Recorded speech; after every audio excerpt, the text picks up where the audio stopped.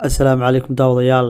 Maanta waxaanu booqan doonaa dalka quruxda badan ee Latvia, dal ku yaalla waqooyiga Yurub oo leh magaalooyin taariikhi ah, dabeecado cajiib ah iyo dad soo dhoweyn leh. Haddii aad xiisayso barnaamijyada taariikhda iyo dalxiiska, fadlan subscribe tii like-ta nagu taageer si aan u soo badino barnaamijyada noocan ah. Latvia waxay ku taallaa waqooyi bari qaaradda Yurub, waxayna daris la tahay Estonia, Lithuania, Russia iyo dalka Belarus. Dhererka xeebta Latvia waa ku dhawaad 500 oo kiiloomitir oo ku teedsan xeebta badda Baltika. Webiga ugu dheer waa Daugava, halka buurta ugu dheer ay tahay Gisanklas, taasoo dhererkeedu gaadhayo 312 mitir. Dalkan wuxuu leeyahay kaymo, webiyo iyo dhul cagaaran oo qurux badan. Latvia waxay soo martay gumaysiyo kala duwan. Dalalka gumaystana waxaa ka mid ah Lithuania, Sweden, Poland iyo Midowga Sovieti. Laakiin 18 November 1918 ay heshay xorriyaddeeda. 1939 ilaa 1991 intii u dhaxaysay, Latvia waxay weyday xorriyaddeeda sababtoo waxay ka mid noqotay dalalka ay qaybsadeen quudihii waaweynaa ee ku loolamayay dagaalkii koowaad iyo dagaalkii labaad adduunka. 1991 kadib burburkii Midowga Sovieti, Latvia waxay mar labaad noqotay dal madax bannaan. Caasimadda Latvia waa Riga, oo ah magaalo qadiimi ah.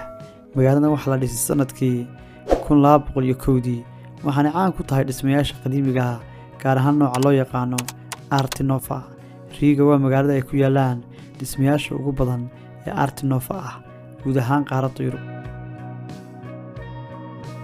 Latvia waxaa ku nool qiyaastii 1,800,000 oo qof.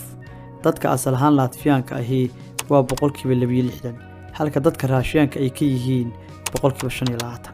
Dadka Soomaaliyeedkana waxaa lagu qiyaasaa 13%. Luuqadda rasmiga ee dalku waa Latvian, laakiin dadka badankooda luuqadda Raashiyaanka ayay si weyn u adeegsadaan.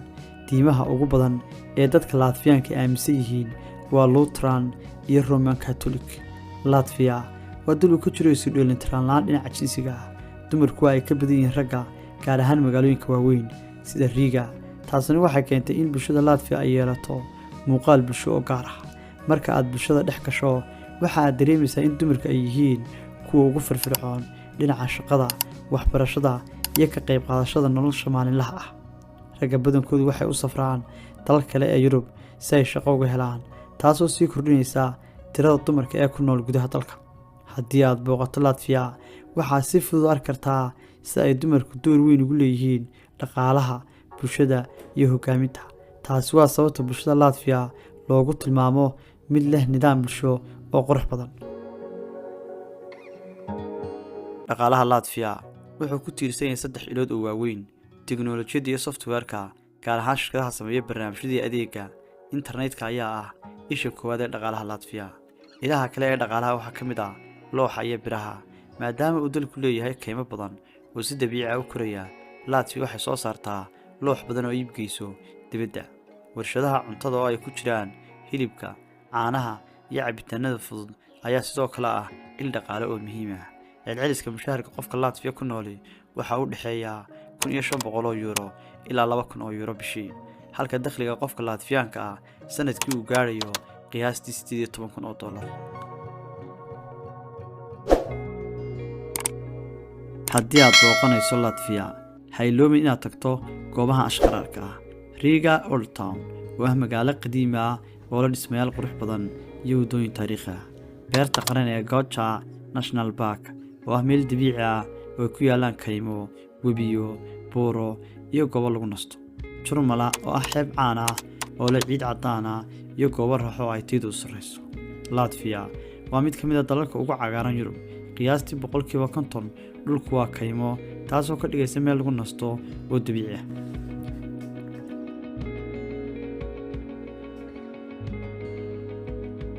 Latvia waxay leedahay dhaqamo xiiso leh oo ay ka mid yihiin muusiga, qoobka ciyaarka iyo farshaxanka lagu yaqaano dalkaas.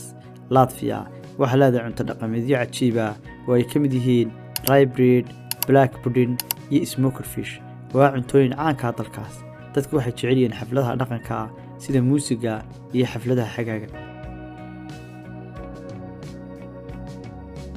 halkaas ayaynu kusoo gabagabeynaynaa safarkeennii xiisaha lahaa ee Latvia. waxaan rajaynayaa inaad ku raaxaysteen socdaalkan gaaban ee aynu ku tagnay dalkeena cajiibka. daawadayaasha qiimaha leh waxaan idinka codsanayaa inaad ka qayb qaadataan kobaca channelka Qorshe Media si aynu u gaadhno saaxiibo kale oo sidiina wanaagsan. fadlan subscribe ta saara, like-tana ha ilaawina, siina share gareeya si fariintu u gaadho meel fog. mahadsanidin daawadayaasha qiimaha leh. intaaynu isugu imanayna barnaamijka xiga waxaan idin leeyahay fi amaanillah.